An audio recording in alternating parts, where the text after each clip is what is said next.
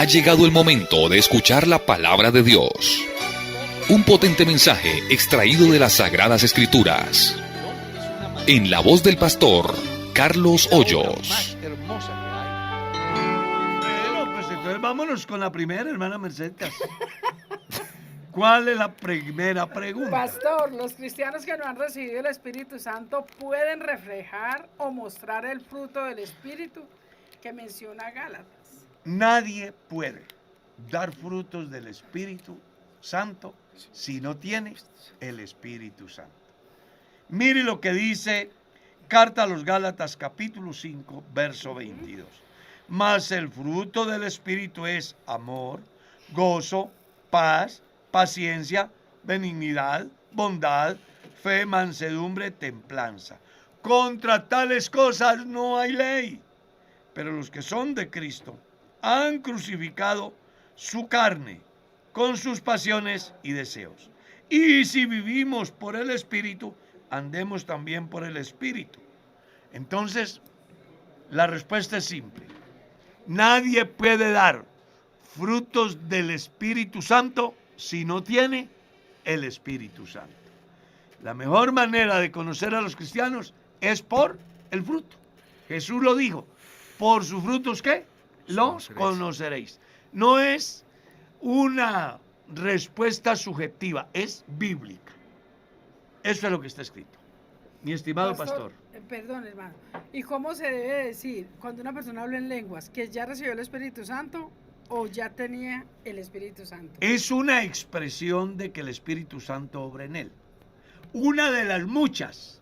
Amén. Porque también es bueno aclarar. Si lees Marcos capítulo 16, habla de las señales que siguen a los que creen al Evangelio. Y una de ellas es hablar en lenguas. Pero hay otra que se llama echar fuera demonios. Pero hay otra que se llama imponer las manos sobre los enfermos y sanarán. Pero hay otra que se llama ser inmunes al veneno de la serpiente.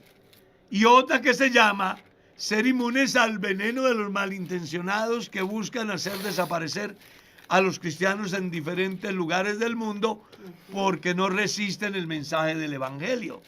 Y a eso usted le puede agregar Romanos capítulo 12, Primera de Corintios capítulo 12, Efesios capítulo 4 verso 11 y muchos más, porque en el dispensario de Dios hay diversidad en abundancia para las personas que permiten ser morada de Dios en el Espíritu.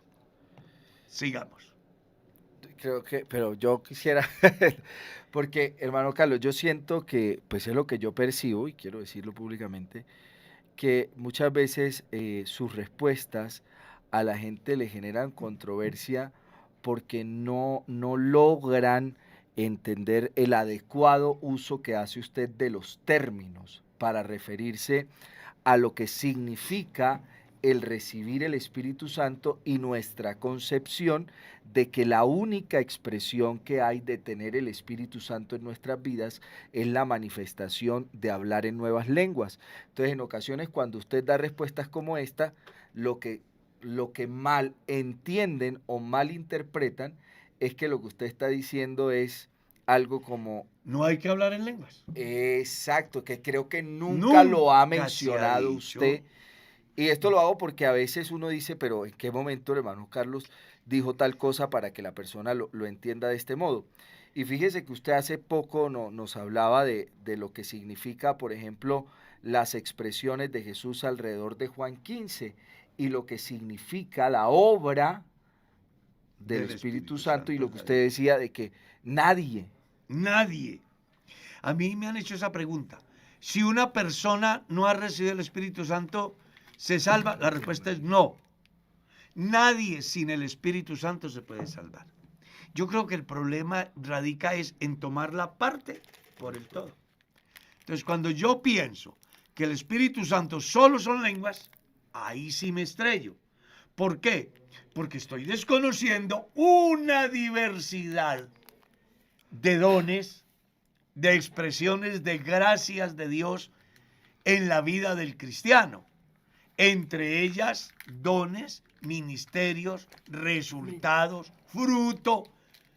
Entonces la respuesta es simple. Nadie puede dar frutos del Espíritu si no tiene el Espíritu Santo. Amén. Esa es la pregunta que han hecho. Amén. Hermano Carlos, claro que sí. Hermano Carlos, mire, hay una pregunta acá. Dice, hermano, Dios les bendiga. ¿La iglesia espera la venida de Cristo o el ¿Cómo es arrebatamiento? la pregunta? Dice hermano Carlos, ¿la iglesia espera la venida de Cristo o el arrebatamiento? Hay dos posturas Sí, señor. que son los conceptos. Vamos a hacer claridad al respecto, porque no quiero bajo ninguna manera cuestionar a quienes piensan diferente. En todo aquello que es conceptual pueden existir discrepancias, Amén. pero no afectan la salvación del cristiano. En lo que no podemos discrepar es en lo coyuntural, que es la doctrina. Amén. ¿Está claro? Entonces, a ver, hay dos corrientes de pensamiento. Unos dicen que la iglesia no puede esperar la segunda venida de Cristo. Que porque si espera la segunda venida de Cristo, entonces equivale a que vivirá la gran tribulación. Esa es una corriente de pensamiento que además es muy respetada y que la manejan algunos que vienen de una escuela escatológica y, bueno, es muy respetable. ¿Ya? Hay otros que pensamos que la segunda venida de Cristo es un evento que tiene un comienzo y tiene un fin. ¿Está claro? Entonces, los que piensan que no se puede esperar la segunda venida de Cristo porque les toca la gran tribulación, están diciendo que cuando Jesucristo se deje ver de todo el mundo, pues precisamente será el fin de la semana 70. Así es. Y claro, si se mira desde allá, pues tiene sentido lo que la persona o el expositor plantea. Pero si lo miramos desde un evento, entonces se me ocurre a mí pensar, respetando el concepto de otros, que un evento puede tener muchos componentes, ¿verdad? Entonces, la segunda venida de Cristo para mí, y no solo para mí, para muchos, es que sencillamente tiene un comienzo y tiene un fin. Comienza con el arrebatamiento de la iglesia y concluye con la revelación de Jesús. En la carta a los Hebreos, nosotros leemos un texto que es muy importante. Mire, Hebreos capítulo 9, el verso 27 y 28. Dice así: y de la manera que está establecido para los hombres, que mueran una sola vez y después de esto el juicio. Dice, así también Cristo fue ofrecido una sola vez para llevar los pecados de muchos y aparecerá por segunda vez sin relación al pecado para salvar a los que le esperan. Quiero hacer el paréntesis en el sentido de que, regla número 1, la carta a los a los Hebreos es una carta dirigida a la iglesia salva por gracia. Amén. ¿Cuáles?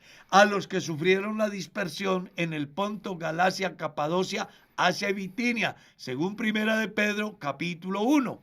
A quienes fue dirigida la segunda carta de Pedro y a quienes fue dirigido también la carta de Santiago. A esos mismos es dirigida la carta que llamamos Hebreos, a una iglesia salva por gracia, en la cual usted puede encontrar cómo el escritor deja ver la preeminencia de Cristo frente a los sacrificios y orden sacerdotal según el orden de Aarón, poniendo en primer lugar el orden de Melquisedec, haciendo alusión a Jesús, que es el más grande y sumo sacerdote. Me explico. el escritor a los hebreos le está diciendo a la iglesia que está dispersa que Jesús es superior al orden mosaico, que Jesús es superior al universo, que Jesús es superior a los ángeles, que Jesús es superior a Moisés. O sea, le está hablando a una iglesia que salva por gracia. Y a esa iglesia salva por gracia le dice que Jesús viene por segunda vez para salvar a los que le esperan. ¿Y quiénes eran los que le esperaban? Pues la iglesia. La iglesia. Entonces, creo que puede darse la confusión en el sentido de que se toma una parte por el todo y no se toman las partes para ser un todo. Pero aclaro, ¿esos son qué? Conceptos que no afectan para nada la salvación del cristiano.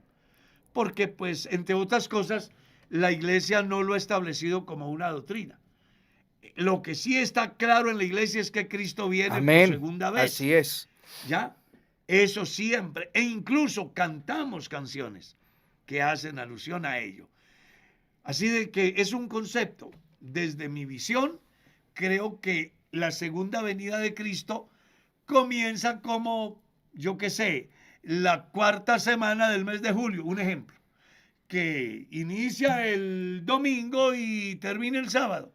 Y en ese lapso de tiempo hay una cantidad de eventos que hay en el cielo y que hay en la tierra. Entre esos eventos, hablando a nivel de iglesia, de cristianismo, está el arrebatamiento de la iglesia y luego está también todos los eventos que se dan en el cielo, como los eventos que se dan en la tierra, y luego la suma final, que es la revelación del Señor Jesús, según Apocalipsis, capítulo 19, verso 11.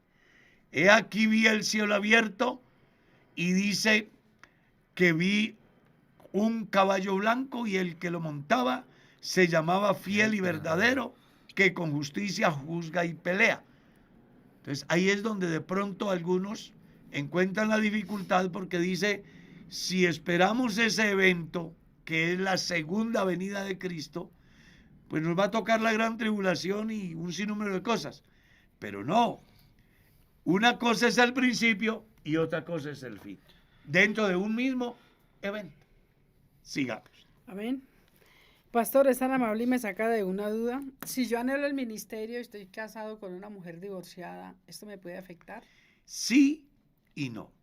¿Por qué sí y por qué no, pastor? Le puede, no tiene problema siempre y cuando la divorciada haya hecho el trámite ante el tribunal eclesiástico y le haya salido el concepto favorable.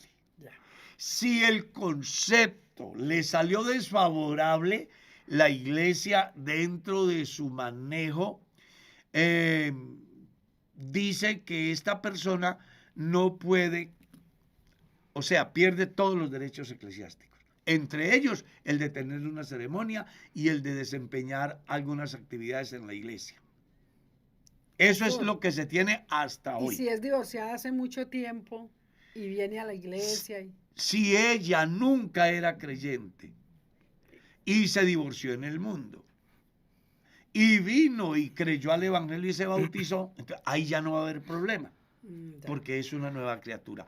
Pero si fue bautizada y se casó en la iglesia y se divorcia y por X y causa y no hizo el trámite ante el tribunal eclesiástico, el aspirante al ministerio tiene que tomar una de dos decisiones. ¿Prefiere a la novia o prefiere el ministerio? Siendo consciente que una vez que se case con la divorciada, no podrá ser promovido al ministerio, o por lo menos no va a pasar. A menos que presente la parte divorciada el documento que diga que ya hizo el proceso ante el tribunal eclesiástico y que le salió favorable. Pastor, una pregunta, pero primera vez que yo pregunto acá en el programa, pero según lo que yo había escuchado en los programas anteriores, el ministerio se le daba al hombre, ¿no? ¿Por qué le afecta en este caso el parte de si ella fue divorciada en el pasado? estamos diciendo que si fue divorciada antes de conocer a Dios, no va a tener problema que llegue al Evangelio, se bautice y se enamore y se case. Pero si fue bautizada y se ha divorciado, para poder un pastor aspirar a casarse con ella, debe ella de tener un certificado que el tribunal eclesiástico emite, en el cual dice que su solicitud ha sido declarada favorable. Si no le es declarada favorable, el pastor o el aspirante al ministerio debe de renunciar si es que ama más el ministerio que a su amor. ¿Por qué? Bueno, esa es la norma que tiene la iglesia y creo que mal haríamos ir en contravía. Así lo establece la iglesia. Amén, amén. Y eso es lo que hay hasta hoy. Amén. Hermano Carlos, me preguntaron hace poco por qué hay 7 iglesias en el Apocalipsis y no supe qué decir. ¿A qué se refiere estrictamente el hecho de que hable de 7 iglesias en el Apocalipsis? Se refiere a que en Bogotá hay 180 iglesias. Y la una se llama Boyacá Real y la otra se llama Kennedy. Y la otra se llama La Victoria y la otra Santa Librada y la otra Patio Bonito y la otra San Cipriano y la otra de ahí para allá. No es que sean 7 organizaciones diferentes, sino una iglesia establecida en 7 ciudades diferentes, como nuestra misión en más de 40 países diferentes. ¿Está claro? O sea, el hecho de que diga a la iglesia en Esmirna, a la iglesia en Tiatira, a la iglesia en Sardis, a la iglesia en Filadelfia, a la iglesia en Éfeso, a la iglesia en Laodicea, no quiere decir que sean 7 organizaciones, sino la iglesia en 7 ciudades diferentes en Asia Menor. Que a cada una se le envía el mensaje acorde a la necesidad o coyuntura que está viviendo la iglesia en cada situación. No es lo mismo enviarle una carta a la iglesia del Boyacá Real hoy que a enviar un mensaje a la iglesia, yo qué sé, en Tauramena o en esos lugares donde hay tantas dificultades.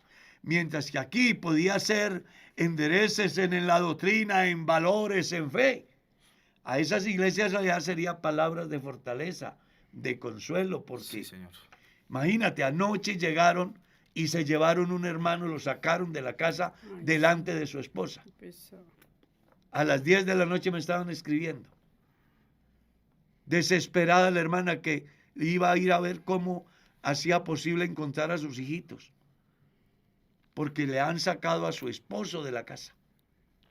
Entonces, ¿cómo se le va a enviar lo mismo una carta a esa familia o a esa iglesia que a una iglesia que lo tiene todo y que dentro de La lo carta normal? se le enviaba según la situación de la iglesia. según lo que Exactamente. estuvieran Y viviendo. se le daba al pastor que era el responsable. Es interesante lo que usted dice y se aplica para tanto las cartas universales como las cartas escritas por Pablo, entender justo eso, hermana Mercedes, que eran una respuesta.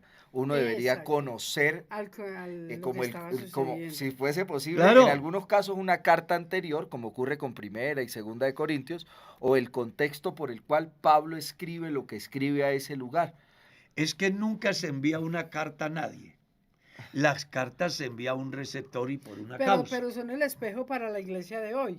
Claro, es Son que relevancias. exactamente lo que aparece en el mensaje de las 7 iglesias, que se le da a las 7 iglesias a través de los 7 pastores, es sencillamente los eventos diversos que se dan en la iglesia del Señor en diferentes países o ubicaciones geográficas, porque mientras que en una iglesia hay un gran avivamiento, en otra iglesia puede haber un gran decaimiento. Exacto. En otra iglesia pueden estar sufriendo una persecución por ideas políticas. En otra iglesia pueden estar llenos de soberbia pensando que lo tienen todo, como la iglesia de la Odisea. Y hay otra iglesia que tiene una visión misionera, entonces tiene la puerta abierta. Por eso es que el mensaje de Dios es completo. Bueno, pastor, en base a la respuesta que dio ahorita, un hermano que está en España le pregunta, mi pastor, pero ella se divorció por infidelidad del esposo, pero no hizo el trámite ante el tribunal eclesiástico y estamos en España. Bueno, allá en España está el tribunal eclesiástico. ¿Sí? Sí, allá está, creo que es presidido por el misionero, el hermano Marcos Pavón. Diríjase a él, dígale la situación que usted tiene y que la persona haga el trámite ante el tribunal eclesiástico allá, que sin duda alguna les van a dar al final un concepto que puede ser favorable o puede ser desfavorable. Si le sale favorable, pues no conozco tampoco cuál será la estructura administrativa de la iglesia en España, pero tiende a ser muy similar a la estructura en Colombia. Yo conozco en Colombia, por ejemplo, un pastor que se ha casado con una hermana que fue divorciada, ya habiendo sido creyente y habiéndose divorciado ya siendo creyente, porque el tribunal estudia eso. Y en el caso de que vea, después de hacer una investigación profunda, que la persona en mención es la que sufrió el agravio, pues la iglesia a través del tribunal va a emitir un concepto favorable. Pero si descubre en el proceso que ella es la culpable, pues seguro que lo va a emitir desfavorable.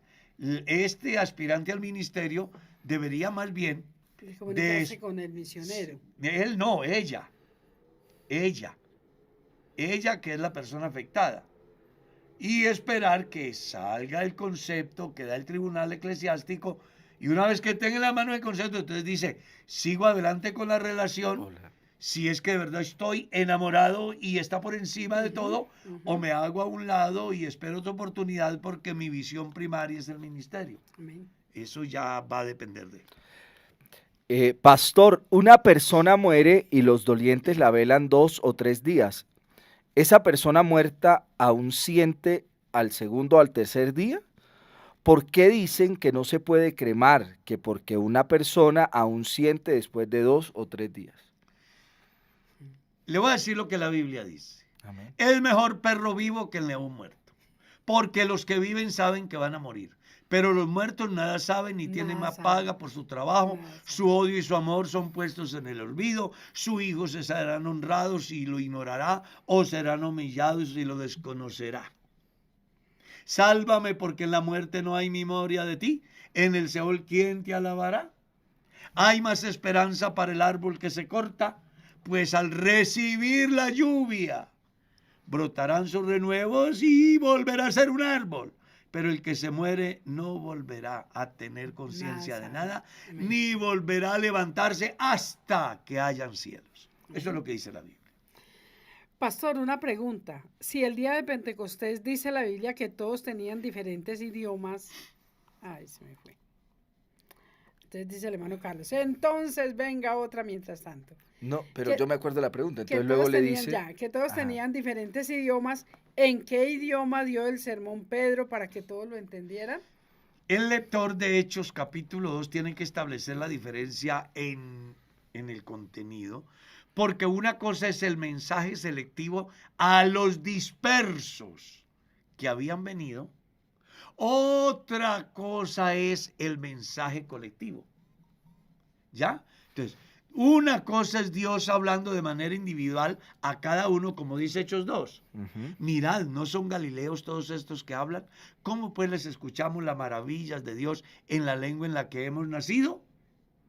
Era el mensaje selectivo. Dios usó a la hermana Mercedes para que en lenguas por el Espíritu Santo le hablara un arameo. Pero usó a Darwin en inglés para que le hablara a aquel que había ido de un país donde se habla el inglés. Pero usó a Carlitos para que le hablara en alemán al que había ido a Alemania. Pero ya el mensaje de Pedro es un mensaje ¿qué? Colectivo, abierto. Seguramente que en ese grupo habían por lo menos 3,000 personas que entendían el griego que manejaba Pedro. Prueba de eso, que una vez terminó el sermón, se bautizaron más de 3.000. Sí, los que hacen crítica contextual del texto bíblico a lo que se refieren es como el pueblo judío desde siempre ha estado disperso en el mundo, entonces aprenden un doble idioma en ese sentido, por así decirlo, al lugar a donde llegan, pero siguen manteniendo sus tradiciones. Entonces algunos dicen que al interior de esos hogares, que sigue ocurriendo en la actualidad, los judíos ortodoxos siguen hablando su lengua nativa, pero cuando salen a relacionarse con el país en el que están, pues hablan el idioma de ese país. Entonces, justo lo que usted menciona, claro, de manera particular, a partos, medos, elamitas, los que habitaban en Mesopotamia, Claro. Capadocia, el Ponto. No, y que aparte de eso, de judíos habían Sí, gentiles exacto. que Entonces también iban. sí, los prosélitos. Exacto. Entonces se les hablaba en el idioma particular a eso y era un hecho sorprendente. ¿Cómo así que estos galileos van a saber el idioma que nosotros aprendimos en el país donde nosotros estamos viviendo ahora? Pero ellos seguían manteniendo como tradición, uno, el hecho de que cumplían esos ritos, por eso van a la fiesta, Claro. y dos, el idioma Predominante en la congregación. Sí, no, dicen que por ejemplo, hermano Carlos, bueno, yo siempre les digo series, pero la gente no, hay una serie en Netflix que se llama Unorthodox, que hablan sobre los judíos ortodoxos, así recalcitrantes de los Estados Unidos, y una de las cosas particulares es eso, en la casa, en el lugar donde sucede, ellos hablan el idioma judío, ¿sí? Sí, Pero cuando salen, entonces sí hablan el inglés Les toca en la adaptar. población. Ya, Entonces ya. siguen manteniendo eso ahí al interior, pero cuando salen hablan el idioma del país a donde están. Por eso estamos diciendo, una cosa es el mensaje selectivo o individual, que es el que transmiten los que están reunidos y el Espíritu Santo los llena. Entonces, en esas lenguas evangelizan a esas personas, en la lengua de donde ellos vienen. Y otra cosa es el mensaje abierto, que hace un efecto tan grande que 3.000 personas toman la decisión de bautizarse en el nombre de Jesús. Pastor, si de alguna manera todos le fallamos a Dios, ¿cuáles son los pecados que impiden que un joven salga al ministerio? Lo que pasa es que la iglesia tiene normas. Y esas normas, pues hombre, no, y además hay algo muy importante. Lo que pasa es que, pues espero que no me van a malinterpretar. Si leen la versión de 1540, creo, en los requisitos para ingresar al ministerio dice, debe de ser un hombre sin crimen. Y parece que la iglesia ha copiado bien el texto, porque a los que aspiran al santo ministerio les piden un certificado disciplinario que emite la Procuraduría Sí, o la señor. Personería. Uno lleva unos antecedentes judiciales. Exacto. Yo que recientemente lo hice, sí, señor. Porque la iglesia no quiere que se postule o se envíe un hombre al ministerio y siendo pastor, uno entiende que Dios le perdonó. Y uno lo entiende y que Sí, el pasado sí, ante Dios sí. no existe. Pero ante la ley sí existe. Aquí sí. Entonces hay aquí deudas sí. por saldar. ¿Está claro?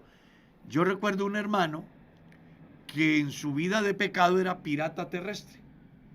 Un día cualquiera, Dios trata con él, se entrega al Señor y Dios lo salva. Su vida cambia, se enamora y se casa.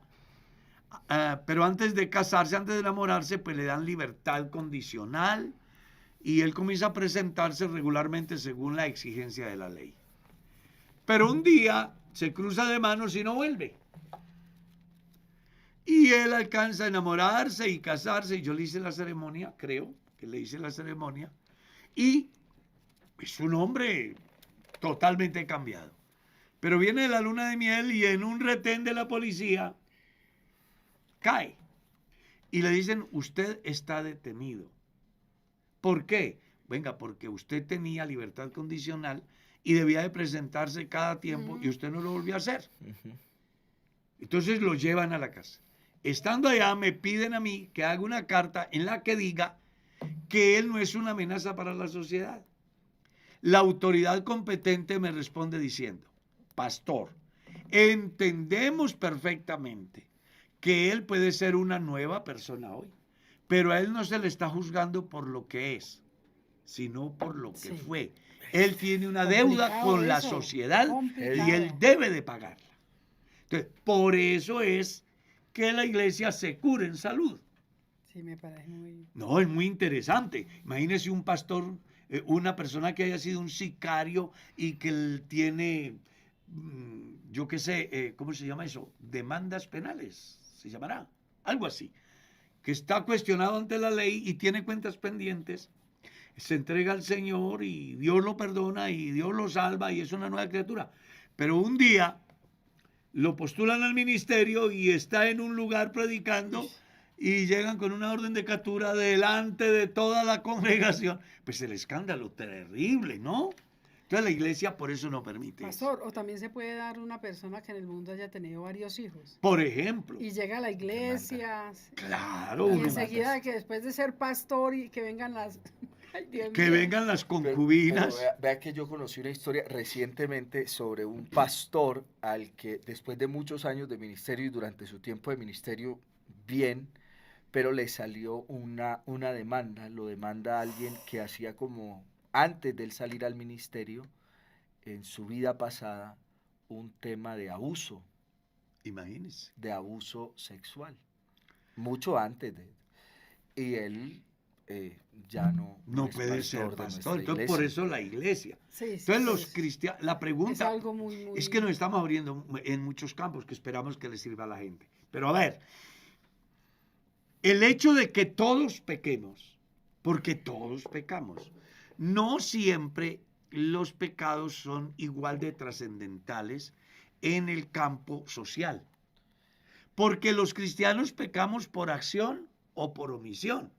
Eclesiastés 7:20 dice, no conozco hombre justo sobre la tierra que haga el bien y nunca peque.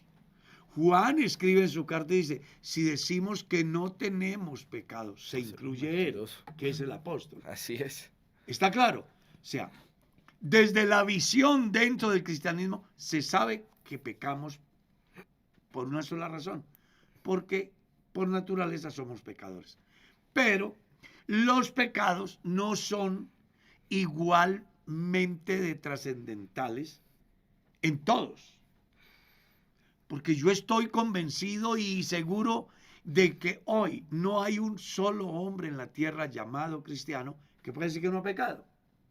De alguna manera ha pecado. Sí. Lo que pasa es que hay pecados que afectan a la sociedad. Y la Biblia dice, pastor, que al que más se le da, más se le demanda. Exactamente. Y de otro lado, yo quisiera agregar algo, hermano Carlos, es que Dios a uno le perdona el pecado, pero las consecuencias de esos pecados que uno Exacto, comete, sí. Están esos ahí. nunca son eliminados. Nunca son. Entonces hay ciertos pecados que tienen mayores consecuencias que otros. Dios a mí me perdona que, bueno, ya eso Tengo pasó, unas pero- rabietas, por ejemplo. sí, pero que yo haya embarazado a una chica cuando era Sí, sí. soltero, por ejemplo. Claro, Dios me puede perdonar el pecado de la fornicación, pero ese hijo resultado de esa fornicación, Dios me perdona el pecado, pero ese no me lo quita, o sea, no No. abole, no queda quitado ese. Entonces yo lo postulo a usted al ministerio y está en una iglesia. Y llegó la mamá del niño. Con el muchacho Ah, de 20 años. con el muchacho. Sí, hubo un caso así. Sí, sí. Usted me contó uno, sí señor, yo le Sí. pregunté por X Taquillera. persona y usted me dijo, no, lo que pasó fue que tantos años después apareció. Y uno dice, entonces eso también es importante tenerlo en cuenta. Claro, por eso es que la iglesia hace un estudio minucioso buscando siempre seleccionar el personal. De tal forma que, Para servir en el ministerio. claro, porque se Pastor, supone y que entonces quien va a dicen servir en el ministerio, Que por qué le quitan el ministerio a un pastor si es la esposa la que falla, no es él. porque ¿por la qué razón? coequipera. No, a ver, si la esposa falla una vez, yo conozco casos donde la iglesia da un espacio para que esa relación de esa pareja se fortalezca y se les pone una persona de experiencia en el santo ministerio, ya sea de la red de familia o un pastor superior que vigile y dé terapia para esa pareja buscando que la situación no se vuelva a repetir. Y a veces les dan 6 meses, 1 año, hasta 2 años creo. Si la situación se supera, entonces el pastor seguirá su ministerio. Pero si ella persiste en lo malo, pues el pastor no podrá ejercer el ministerio. Es por eso. Es que una cosa es que yo me tropiece una vez, otra cosa es que viva tropezado todo el tiempo. Ajá. ¿Está claro? Yo conozco casos de personas que tuvieron una dificultad refiriéndome al campo de la mujer. ¿Ya? Y lo superaron y son excelentes familias pastorales. Pero también conozco casos donde la señora tomó la decisión de definitivamente alejarse de Dios y tomar otros caminos, tales como irse con alguien o abandonar por completo al pastor, y en ese caso el pastor pues no puede No ser puede pastor, seguir. porque se supone que debe ser una persona que tenga autoridad y que cumple ese requisito que escribe Pablo a Timoteo, debe de ser marido de una sola mujer y además que gobierne bien su casa, que tenga a sus hijos en sujeción, porque el que no sabe gobernar su propia casa, ¿cómo va a cuidar de la iglesia de Amén. Dios? Hermano Carlos, nos hacen aquí una pregunta. Dice, Dios les bendiga, hermano Carlos. ¿Me puede decir si Isaías 35 es profecía de la venida de Jesús? Y me puede explicar el versículo 1 y 2. Claro, es que el versículo 1 y 2 se lo explica el versículo 4. Ahí está la explicación. No hay que hacer mucha exégesis para entender el pasaje, pero vamos a leerlo, porque no, es la palabra de Dios. Dice el capítulo 35, futuro glorioso de Sión. Amén. ¿En qué radica el futuro glorioso de Sión? En que venga su Mesías. Se alegrará el desierto y la soledad, el yermo se gozará y florecerá como la rosa. Florecerá profusamente y también se alegrará y cantará con júbilo la gloria del Líbano. Le será dada la hermosura del Carmelo y de Sarón. Ellos verán la gloria de Jehová, la hermosura del Dios nuestro. Haciendo alusión, sigamos. Fortalecer las manos cansadas, afirmar las rodillas endebles, decid a los de corazón apocado, esforzado, no temáis. He aquí vuestro Dios viene con retribución, con pago. Dios mismo vendrá y os salvará. Y esa manifestación de Dios en persona hará que los ojos de los ciegos se abran, que los oídos de los sordos también, que el cojo pueda saltar, que cante la lengua del mudo. ¿Ya? Porque así como las aguas, dice, y cantará la lengua del mudo, porque aguas serán cavadas en el desierto y torrentes en la soledad. El lugar seco se convertirá en estanques. Hablando de lo que en sí representaba la venida del Señor Jesús o del Mesías para el pueblo de Israel.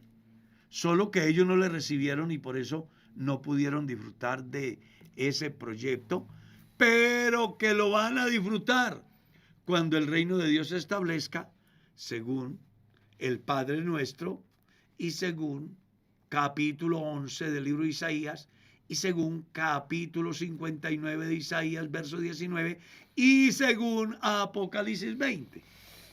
¿Ya? Donde ustedes encuentran lo que será el reino donde Israel va a poder plantar viña y comer de ella, edificar casas y vivir en ellas, enamorarse, en casarse y no habrá gente tras la esposa, donde no habrá niño que muera de pocos días, porque el niño morirá de 100 años y el pecador de 100 años será maldito.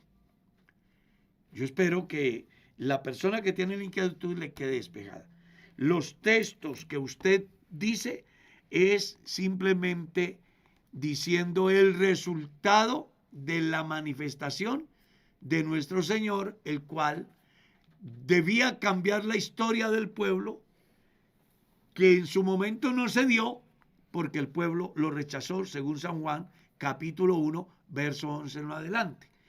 Pero que según el libro de Zacarías, cuando termine la semana 70, o mejor, cuando estén en medio de la dificultad que va a tener el pueblo, van a huir al monte y se van a encontrar con su Mesías, y entonces allí cada tribu hará su lamento por sí. Israel se convertirá a Dios. Y ese día las cosas van a cambiar, porque entonces viene el juicio a las naciones y ahora sí Israel entra al reino. Amén. Hermana Merceditas. Acá pensando lo que el pastor dice, ¿cierto? Espiritualmente, ¿cuál es el corazón del hombre, pastor? ¿Es la mente? Mire que un día estaba en un instituto dando una enseñanza y me llamó mucho la atención que una estudiante que es médico me dice, venga, ¿qué pasa con una persona que le hacen un trasplante de corazón? Entonces me habló de los alcances de la ciencia. El médico aquí nos puede ayudar. Es cierto que a una persona le pueden colocar el corazón de un animal. No conozco el primer caso.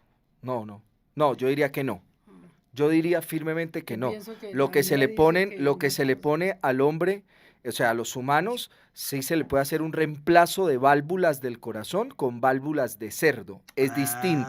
Sí, Eso o sea, es. una parte del corazón se reemplaza con una parte del corazón de un cerdo, pero que el corazón completo no. Los trasplantes de órganos, en nuestro caso, se hacen de humano a humano. De humano a humano. ¿Puede un corazón, es que yo no sé si es que leí o vi, sobre puede dársele un corazón artificial a una persona? Yo diría que hasta el momento no. Puede que en algún momento avancemos a una. Bueno, la estudiante ya se iba a graduar, ella me ha hecho la pregunta. Si le hacen un trasplante de corazón a un humano y le colocan el de un animal, ¿ya? Sí, señor. Esa persona, ¿cómo será responsable ante Dios? Si del corazón salen las intenciones y los malos pensamientos. O sea, ella tenía esa inquietud. La respuesta mía fue sencilla. Es que cuando la Biblia habla del corazón, no está hablando de un órgano Amén. que pesa equivalentes a no sé cuántos gramos. ¿Cuánto puede pesar un corazón? De 500, 1500 gramos. Dependiendo del corazón. Sí. 500 gramos, 1000 gramos. No, la Biblia no habla de ese órgano. Habla más bien del centro de las emociones, Amén. de la conciencia misma del individuo, Amén. de la capacidad que tiene el ser humano para establecer las diferencias entre el bien y el mal. Casi que yo puedo decir que el corazón en el campo bíblico viene a ser el cerebro, Yo a veces he pensado que... porque ahí es donde se origina todo y da las órdenes, ¿no? Sí, señor. Incluso las capacidades para desarrollar diferentes actividades en el campo de la música, la literatura, las matemáticas y un sinnúmero de cosas. Dice que el cerebro tiene dos hemisferios Sí, señor, un hemisferio derecho y un hemisferio izquierdo. y dice que va cruzado, ¿verdad? No, en la parte inferior ya se decusan. Eso, Se llama así ver, la de... a ver si me hago entender porque es que es muy complicado. hermano Carlos ahí se pone a hilar muy fino. Sí. Y entonces uno dice, Dios, ¿cómo Sí. explica uno eso? O sea, es decir, hay algunas respuestas sensitivas y motoras que produce nuestro cerebro que se dan, por decirlo de algún modo, aquí a nivel central se dan en el lado derecho, pero la respuesta se genera en el lado izquierdo. Eso se A eso llama es a lo que yo me la refiero, cruzado. decusación. Sí, el término técnico es decusación. Se decusan, pero sí tal cual como usted dice, se cruzan. Pero, uy, eso es hilar muy fino, hermano Carlitos. Cosa seria, ¿no? Sí. Impresionante. Entonces yo creo que aquí cuando la Biblia habla del corazón engañoso y perverso es el corazón más que todas las cosas. ¿Quién lo conocerá? Yo Jehová que escudriño la mente. Me parece interesante, ¿no? Sí. Que lo primero que arranca es ¿dónde? Aquí. Entonces, el corazón en el orden bíblico está más bien relacionado con la conciencia del individuo. Sigamos. Pastor, ¿por qué un cristiano que ha recibido el Espíritu Santo se aparta?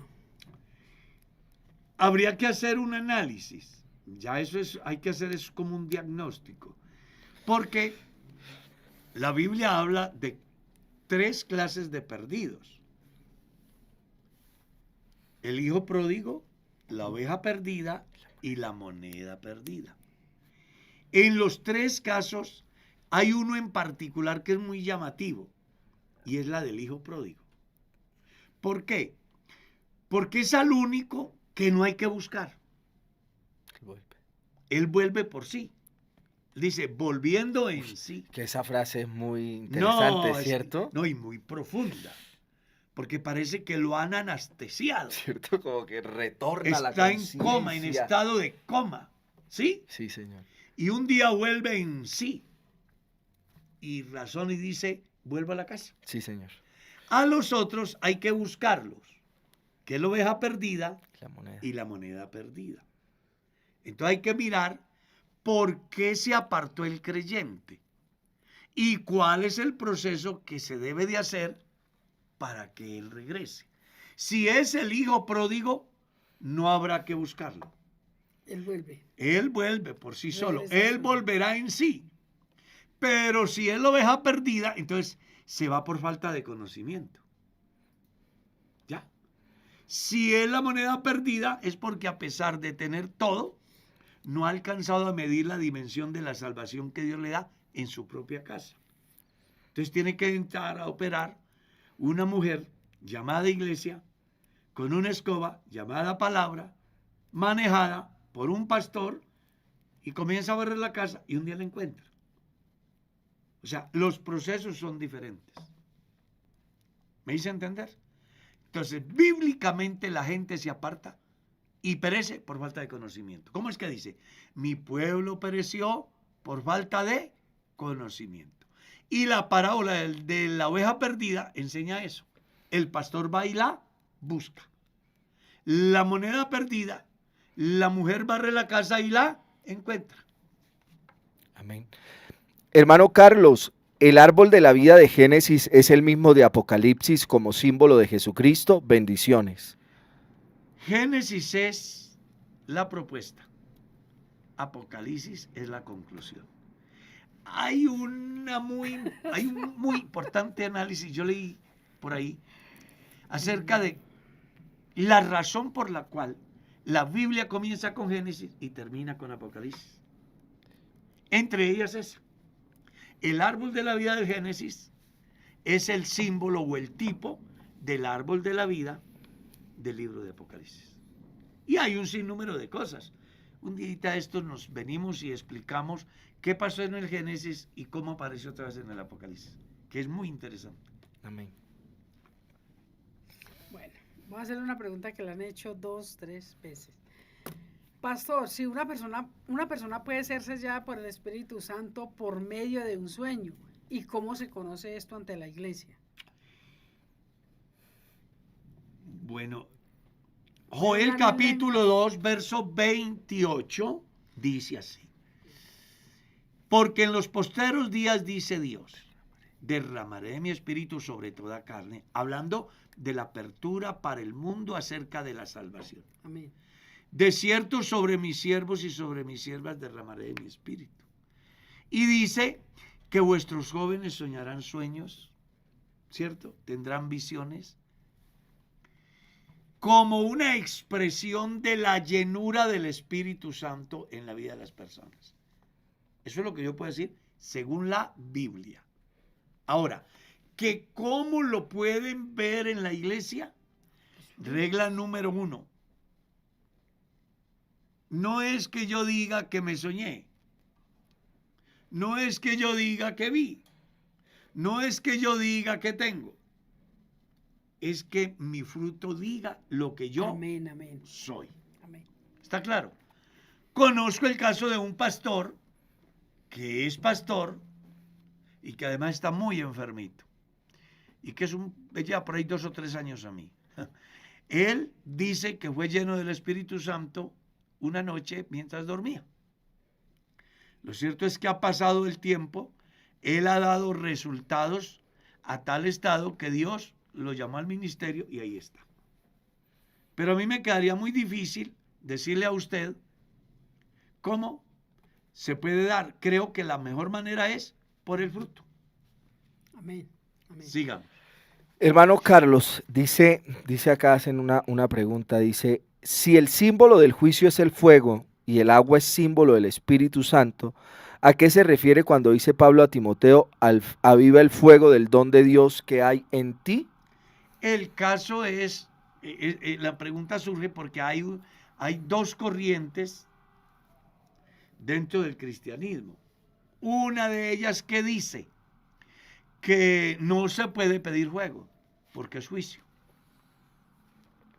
Entonces no permiten que se cante, oh Señor, quiero que hagas en mi ser, como la zarza quiero arder con su poder. El pueblo de manda el fuego, Señor, manda el O fuego. manda el fuego, Señor, manda el fuego. Porque para ellos es juicio. Pero eso es un manejo, ¿qué? Conceptual. Eso no es una doctrina, es un concepto. Con relación al agua, pues también es muy importante que el que está haciendo la pregunta entienda que también es símbolo de fuego, perdón, de juicio. El mundo pereció abnegado por agua.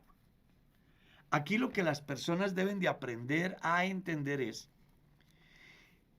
que si el agua es símbolo del Espíritu Santo, según San Juan 7:37 y en adelante, en el último y gran día de la fiesta, Jesús se puso en pie y alzó la voz y dijo, si alguno tiene sed, venga a mí y beba. El que cree en mí, como dice la Escritura, de su interior correrán ríos de agua viva. Pero para el mundo antediluviano fue juicio. El caso del fuego, que dicen algunos que no se puede, es que porque el fuego consume. Pero la Biblia dice que la zarza ardía y ¿qué? Y no se consume. Entonces yo creo que son más bien manejos conceptuales. Ujú. Juan el Bautista decía, yo os bautizo en agua para arrepentimiento, pero tras mí viene uno que es más poderoso que yo, él bautizará con Espíritu Santo y fuego. Cuando llegó el día de Pentecostés, Hechos capítulo 2, estaban todos unánimes juntos y de repente vino del cielo un viento recio que sopló la casa donde estaban sentados y se les aparecieron lenguas repartidas como De fuego. Como de fuego. Entonces, es muy importante que en ese orden de ideas tengamos en cuenta lo que Pablo le dice a Timoteo. Pablo es el apóstol y Timoteo es el superintendente de la iglesia en Éfeso. Él quiere que no descuide el don del Espíritu Santo que le fue dado. Por tal razón, incentiva a Timoteo a que avive el fuego del Espíritu en su vida, que es el que permite que el pastor o el cristiano siempre tenga un motivo mayor para seguir luchando por metas mayores. Amén. Porque en Dios no existe el estancamiento. Los que se estancan es porque optan por no crecer. Pero quienes tenemos el deseo de más y de más, entonces la permanente acción del Espíritu Santo, que es el fuego que nos incentiva, que nos motiva, que nos hace ver lo imposible posible, que nos hace ver aquello que en condiciones netamente naturales no se puede ver. El Espíritu Santo, de manera progresiva en la vida del creyente, hace que cada uno pueda avanzar hasta alcanzar los objetivos en Dios. Decir algo además, hermano Carlos, cuando uno lee la Biblia uno debe entender el lenguaje que se está utilizando de acuerdo al texto que uno lee y la manera como el uso de un término puede significar algo completamente distinto de acuerdo al contexto y al lenguaje que se quiere utilizar. No es lo mismo el lenguaje poético, por ejemplo, que el lenguaje profético, que el lenguaje apocalíptico, que la narrativa histórica. Entonces, esos aspectos hay que tenerlos en cuenta porque un término puede significar algo completamente distinto de acuerdo al contexto en el que ha sido usado. Exacto. Y no podemos, digamos, a veces somos más papistas que el Papa y eso es una forma de lenguaje también. Entonces, a veces queremos utilizar un término y hacer de eso una doctrina, ¿no? Entendamos toda la Biblia en su contexto y a partir de eso sí podríamos construir una doctrina, pero no de una palabra o una frase o un versículo terminar construyendo un sistema de verdades. La última pregunta, porque el tiempo ya se fue y viene el pastor pregunta. ¿Me toca a mí? No, creo que me toca a mi hermana Mercedes. Dice, amados en Cristo, deberían cambiar el lenguaje. Porque, y abren paréntesis, si alguno hable conforme a la palabra de Dios, y yo escucho que dicen mucho, yo pienso, yo opino, ¿no es mejor callar si Dios calla? Lo que pasa es que el que está haciendo la pregunta, seguramente que cuando habla, para pedir frijoles, cita un versículo, puede ser. Puede ser. Vea, por eso hacemos claridad. Aquí se dice, la respuesta que vamos a dar es subjetiva, aunque queremos ser objetivos. ¿Está claro? Amén. Entonces, hay preguntas que las personas hacen que requieren una respuesta bíblica. Y está en la Biblia. En razón a eso, se responde según la Biblia. Pero, por ejemplo, en la Biblia no existe la palabra tribunal eclesiástico. ¿O sí existe? No, no existe, no existe. Entonces, ¿cómo hago yo para explicarle a una persona un tema que dentro de la organización se manejaba ese? ¿O cómo hago para contarle una vivencia a alguien personal cuando esa vivencia no dice, Pablo dijo que Carlos el día 15 iba a tener X, Y o Z? Yo no puedo. Entonces, es muy importante que las personas comprendan que cuando las respuestas son bíblicas, se responden bíblicamente. Cuando las preguntas tienen otra connotación, pues uno busca dentro de la experiencia y las vivencias tratar de ayudar a la persona. No se hace por otra cosa. Ahora, yo también he callado aquí. Han hecho preguntas y yo qué he dicho. Lamento decirles que no tengo la respuesta. O a veces ha dicho, tocará preguntarle al Señor Jesús, O o al autor, o al que escribe otras tal veces cosa. he dicho, esperen que yo investigo. Sí, Porque la verdad, me encanta la inquietud de la persona y le insto para que haga 3 cosas que pocas veces los seres humanos hacen. ¿Sabe cuáles son? ¿cuál es, hermano Carlos? Saber ver, saber oír y saber leer. Que es muy importante en el crecimiento de toda persona que busca la excelencia. Entonces, no olvide, hay que saber leer, hay que saber ver y hay que saber oír. Porque no todo lo que lees es verdad, no todo lo que oyes es verdad y no todo lo que Pastor, ves es pero es que verdad. todas las personas no tienen esa misma capacidad y esa inteligencia. Por ejemplo, usted lee algo y ¡prum! De una. Claro. Y en cambio a mí me da trabajo leer un versículo, lo leo, lo releo en varias versiones. No. Y yo quisiera agregarle algo, hermano Carlos. Muchas de las preguntas que usted resuelve tienen que ver con la vida práctica de los individuos. Claro. Y en ese sentido, la Biblia funge como un cúmulo de principios que se pueden aplicar a distintos contextos, pero no es que haya específicamente la respuesta desde la Biblia. Entonces hay que hacer un abordaje desde todo el texto bíblico para dar una respuesta a eso, pero a veces, es que vuelvo al punto, a veces nosotros somos tan... Porque usted lo que busca es aplicar un principio, entonces la gente a veces entonces también... Piensa que el principio que uno quiere aplicar es algo muy personal. Sí, Y pero que la entonces gente lo explica. Que por eso el hermano Carlos dice lo que piensa él, pero también dice que no es la última palabra. Claro, es que aquí aplicamos esa ley que llaman en los libros, ¿cómo es? Cuando se equivocan. Fe de erratas. Exactamente. ¿Es qué? De Fe ratas. de ratas. Es decir, De que ratas. yo me puedo Ah, no, equivocar. ratas. Que ya, por eso es que estaba diciendo, las personas tienen que saber qué, oír, Pastor, ¿saber qué? pasamos Leer. 2 minutos. saber qué, ver. Y la idea de este programa no es dar por sentado que es la no. Exacto. Y sabe que Es la que me parece a mí posibilidad de que interesante. A investigue. veces la gente se ¿cómo decirlo, no? Se moja sin que usted le haya tirado agua directamente. Cierto que hay respuestas que usted ha dado que ni se imagina que la persona se lo toma personal y luego hacen videos respondiéndole a usted de personas que usted ni conocía. Ni sé. Porque a veces soy yo el que le digo, mire hermano Carlos, hicieron este video, ¿usted conoce a esta persona? Ni idea quién será. No, lo que pasa es que hay muchas preguntas que las personas hacen que no solamente la inquietud de esa persona, sino de otras muchas. Y al responderse, entonces, como dicen por ahí, le cae la sal. Por eso, en pero, herida. pero que hay personas que creen que usted lo hace de No, no, manera no, no, personal. no, no. A eso es lo que voy. No. Y la gente se equivoca. A veces, y lo hacemos siempre, ¿no? Ni leemos quién hace la pregunta. No mencionamos inclusive el nombre de la persona. Porque a nosotros lo que nos interesa es tratar de hacer un aporte que contribuya con el crecimiento de la persona en Dios. Bueno, el tiempo se nos fue.